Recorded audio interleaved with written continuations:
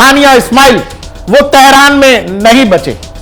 Israel नहीं रुकेगा। Israel 1:45 पर हानिया का खेल खत्म। घर में आए हुए मेहमान को नहीं बचा पा रहे हो, इससे बड़ी बेइज्जती कुछ नहीं हो सकती। दुनिया भर के मुसलमान और मुस्लिम देश एक साथ सब के सब ईरान की तरफ देख रहे हैं। सब ईरान की तरफ देख रहे हैं कि क्या ईरान में वो हिम्मत है, ईरान में वो कुव्वत है, वो सलाहियत है कि ईरान बदला ले सकता है, या ईरान बस एक कागजी शेर है मिडिल ईस्ट के इलाके में, जो वो अपनी सेखी बगाड़ता रहता है कि उसके पास ये मिलिट्री और ये कुव्वत, ये ड्रोन, ये मिसाइल, ये सब बस रखने के लिए है, या ईरान कभी इनका इस्तेमाल भी करेगा अपने सबसे बड़े दुश्मन के खिलाफ। पूरी दुनिया खामनेई की तरफ देख रही है कि अब नहीं तो कभी नहीं, क्योंकि इससे बड़ी बेइज्जती नहीं हो सकती कि आपको आपके घर में आए हुए मेहमान नहीं बचा सके। आपने भोज में शामिल होने के लिए न्योता दिया हुआ था अपने दुनिया भर के नेताओं को, और उसमें सबसे बड़ा और सबसे बेहतरीन जो आपका दोस्त था, जो आपका हिमायती था, या यूं कहे जिसको आप इतने लाड़ प्यार से पाल रहे थे, हमास के चीफ को, हानिया इस्माइल, वो तेहरान में नहीं बचे। और ये कैसे हो गया? ये सबसे बड़ी बेइज्जती की बात, इससे बड़ी बेइज्जती हो ही नहीं सकती कि ये जो अपने आप को अरब मुल्कों के खलीफा मानते हैं कि दुनिया के जो 57 देश हैं हम उनके खलीफा हैं, तो आप बड़े खलीफा हैं, तो कैसे हो गया तेहरान में जो हुआ? आपके राष्ट्रपति का इनॉग्रेशन था, उसमें हानिया इस्माइल आया हुआ था, और अब वो नहीं है इस दुनिया में। उसको मोसाद को जो करना था, मोसाद ने काम तमाम कर दिया, निपटा दिया आपके आंखों के सामने। और आप यही पावर हैं। आप काहे के पावर हैं? कैसे पावर हैं? दुनिया के मुसलमान पूछ रहे हैं अल खामनेई से, जो ईरान के सर्वोच्च लीडर हैं। और सबसे बड़ा खतरा अब इसमें यही है कि ईरान पर जो दुनिया के जितने भी मुस्लिम देश हैं वो जिस तरह का प्रेशर बना रहे हैं, ईरान कुछ उस तरह का फैसला न ले ले कि ये पूरा का पूरा इलाका जो है युद्ध में चला जाएगा। क्योंकि इजराइल नहीं रुकेगा। इजराइल तब भी नहीं रुकेगा कि खामनेई तो कह चुके हैं कि हम ऑल आउट वॉर में जा रहे हैं, हम सीधे युद्ध में जाएंगे। इजराइल रोक लोगे इससे? अरे इजराइल की ताकत का अंदाजा ये लगाओ कि तुम्हारे घर में आए हुए मेहमान को तुम्हारे आंखों के सामने निपटा दिया। समझ लो तुम्हारी फोर्स क्या है, तुम्हारी सिक्योरिटी क्या है, तुम्हारी एजेंसीज क्या है, और क्या सुरक्षा एजेंसी तुम चला रहे हो। तेहरान की हर गली में, हर चौक चौराहे पर मोसाद का एक एजेंट घूम रहा है। एक विजुअल चल रहा है इंटरनेट पर बहुत ज्यादा कि खामनेई साहब जब आए हुए थे इस्माइल के लास्ट राइट में, जब विदा किया जा रहा है हानिया इस्माइल को, तो बार बार खामनेई साहब ऊपर की तरफ देख रहे हैं। लोग कह रहे हैं कहीं, सोच रहे हैं कहीं हेलीकॉप्टर या कुछ आ तो नहीं रहा उधर से। यह है ईरान में डर का माहौल। अरे काहे कैसे खलीफा है भाई साहब? आपके यहां ये आदमी बेचारा भोज खाने आया था, निपटा दिया, राजधानी में निपटा दिया। और सबसे जरूरी बात यह, आप जब समझोगे कि हानिया इस्माइल को किस जगह निपटाया मोसाद ने, माथा पीट लोगे भाई। कोई ऐसी वैसी झोपड़पट्टी में नहीं रुके हुए थे, किसी स्लम में नहीं रुके हुए थे ये इस्माइल हानिया साहब। हमास का चीफ है, कितने तो सिक्योरिटी गार्ड होंगे, आईआरजीसी ने फोर्स दिया होगा अलग, निजी सुरक्षा गार्ड होंगे अलग। इसके अलावा जिस घर में भाई रुका हुआ था, वो घर एक तरह से राष्ट्रपति का घर है। वहीं के एक अखबार ने रिपोर्ट छापी है। जितने भी दुनिया भर से अलग अलग जो मेहमान आए थे, उसमें सबसे सेफ हाउस, मतलब सेफ रेसिडेंस दिया गया था हानिया इस्माइल को, क्योंकि ये सबसे वीआईपी थे। वीआईपी इसीलिए थे कि 7 अक्टूबर 2023 को इजराइल के अंदर जो कुछ हमास ने किया था, उसके प्रमुख यही हैं, पॉलिटिकल विंग के, एक तरह से सॉफ्ट फेस कह लीजिए हमास का। पूरी दुनिया में हमास का संदेश देते थे कि हमास करता क्या है असल में। तो हमास का सॉफ्ट फेस सॉफ्टली निपटा दिया तेहरान में। मैं कह रहा हूं कि मिडिल ईस्ट में जब जब ये ईरानियंस कहते हैं कि हमने इजरायलियों को मात दे दी, हमने मोसाद को मात दे दी। आप ये समझ लो मोसाद तभी कुछ ऐसा कर देता है कि ये माथा पीट लेते हैं। इनका पूरा का पूरा आईआरजीसी फोर्स या फिर ईरानियन फोर्स कह लीजिए या ईरान की गुप्तचर एजेंसी, पूरी की पूरी ईरान की सिक्योरिटी इंटेलिजेंस जो है वो कॉम्प्रोमाइज्ड है। मोसाद हर जगह पर मौजूद है। आप जब हानिया इस्माइल पर जब इस अखबार में रिपोर्ट छापी है, उसने एक आईआरजीसी के ऑफिसर के हवाले से यह कहा है कि जब 80s के दौर में जो ईरान और इराक युद्ध हुआ था, उनके वेटरन्स के रुकने के लिए एक बढ़िया कॉम्प्लेक्स बनाया गया था जो राष्ट्रपति के घर से कुछ करीब है, और वहां जबरदस्त फोर्स की तैनाती होती है। किसी को आशंका भी नहीं हो सकती, कोई सोच भी नहीं सकता कि हानिया इस्माइल यहां रुकेंगे। और सबसे सेफ प्लेस, जबरदस्त सिक्योरिटी के बीच हानिया इस्माइल को अल खामनेई और वहां के नए राष्ट्रपति की देख रेख में रुकवाया गया। उस दिन का पूरा यह शेड्यूल है। इस्माइल हानिया जब पहुंचे हैं 30 तारीख को तेहरान पहुंचा है, वहां के नए पेचकेशियन जो वहां के नए राष्ट्रपति हैं उनसे मिला है। उसके बाद क्या है, खामनेई से मीटिंग की है, बाद में शपथ ग्रहण समारोह में शामिल हुआ है, और 31 की रात वहां के लोकल टाइम करीब 1:45 पर हानिया का खेल खत्म।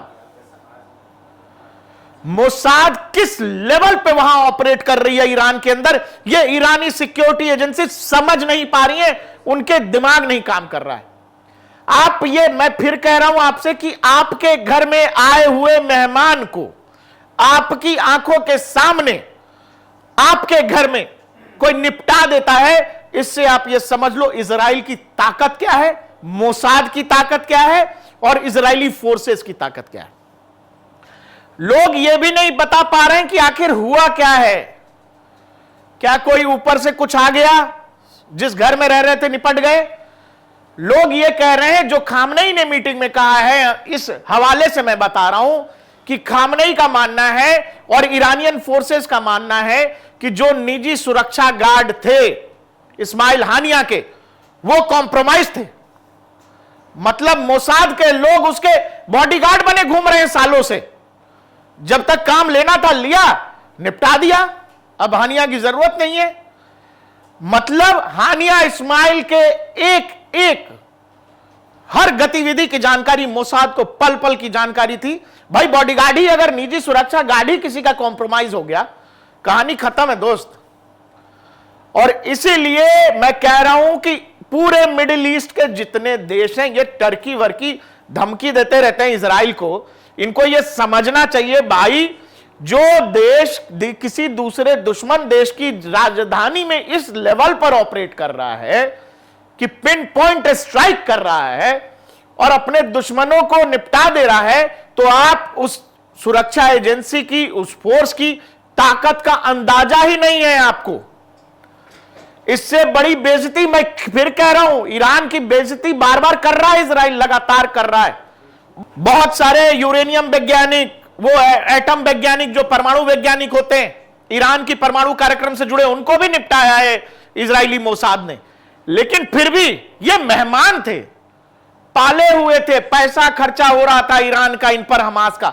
अब तो हमास वाले ये सोच रहे होंगे कि भाई अगर हमारा नेता उस देश में सुरक्षित नहीं है जिसके भरोसे हम लड़ाई लड़ रहे हैं, तो फिर इस लड़ाई का क्या मतलब है? वो चाहे हुतीज हो, वो चाहे नसरुल्लाह हो, हिजबुल्लाह वाले, या फिर हमास के जितने टॉप लीडर्स हैं, सब निपटा दिए गए। और इस्माइल हानिया तो वहां निपटाए गए जो देश इनके पीछे खड़ा कह रहे हैं जी हम हैं तुम्हारे पीछे, लड़ो। क्या पीछे हो भाई, तुम्हारे सामने निपटा दिया। क्या व्यवस्था है तुम्हारी, क्या सुरक्षा एजेंसी है, क्या फोर्स है?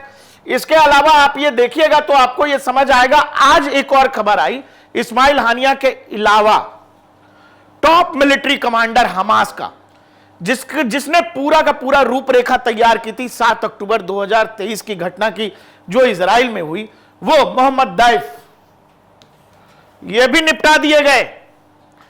तो एक तरफ वो पॉलिटिकल फेस, कौन, इस्माइल हानिया और मोहम्मद दैफ, निपटा दिए गए।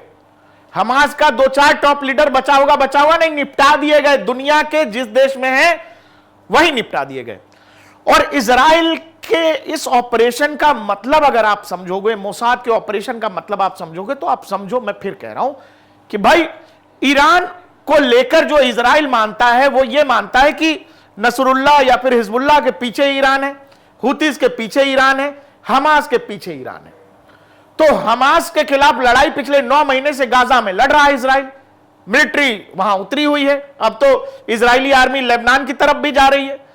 और इजराइल ने यही मैसेज दिया कि भाई तू बहुत तोपची बन रहा है, तुम्हारे राजधानी में तुम्हारे सबसे बड़े लीडर को, जिसको तुम समझ रहे हो कि बहुत बड़ा लड़ाका और खलीफा है, उसको तुम्हारे सामने निपटा देंगे। निपटा दिया, कुछ नहीं कर सके, कुछ नहीं कर सकेंगे। 2-4 वो फुलवाड़ी दिवाली वाले पटाखे फोड़ने के अलावा जो आयरन डोम मार गिराएगा, फुल फ्लेजेज वॉर क्या लड़ोगे, क्या लड़ोगे आप? भाई आप ये मैप देख लो मिडिल ईस्ट का, ये रहा ईरान, ये रहा इजराइल।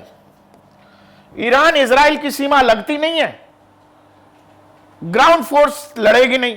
क्या लड़ोगे? मिसाइल से लड़ोगे, तो मिसाइल की भी कैपेबिलिटी वो नहीं है जो इजरायली फोर्सेस की मिसाइल की कैपेबिलिटी है। एयर फोर्स से लड़ोगे, एयर पावर से ही तो लड़ोगे, नहीं लड़ सकोगे, कहीं नहीं टिकते हो इजराइल के सामने। इजरायली एयर फोर्स कह रहे हैं कि एयर फोर्स ने जाके तेहरान में पिन पॉइंट स्ट्राइक किया है।